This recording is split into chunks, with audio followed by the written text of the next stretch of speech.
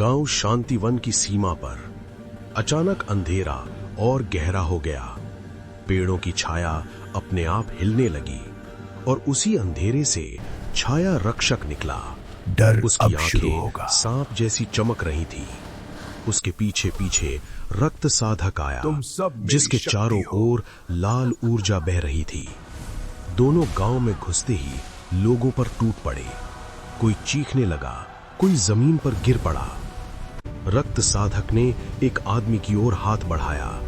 उस आदमी की आंखों से रोशनी बुझ गई। छाया रक्षक हंसा। डर ही सबसे बड़ी ताकत है। गांव जलने लगा, लाशें गिरने लगी। तभी आसमान फटा। बादलों के बीच से नीली बिजली के साथ एक आकृति नीचे आती दिखी। आरव। उसका शरीर बिजली से घिरा था। वो हवा में उड़ते हुए आया। एक जबरदस्त पंच। छाया रक्षक सीधा पीछे उड़कर मिट्टी में धंस गया।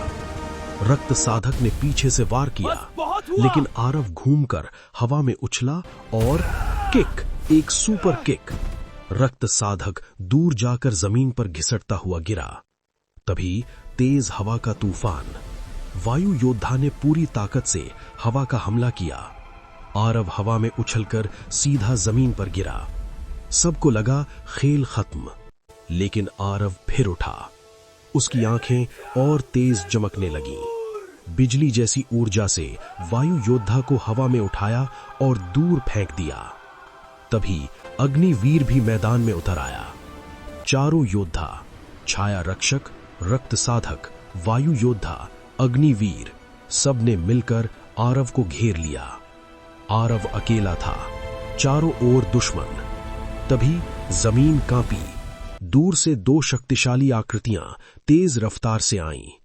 एक के हाथों में पत्थर जैसी ऊर्जा थी, दूसरे की आंखों में सफेद रोशनी। पहला बोला, अब वो अकेला नहीं है, अब टीम लड़ेगी। तीनों साथ खड़े हुए।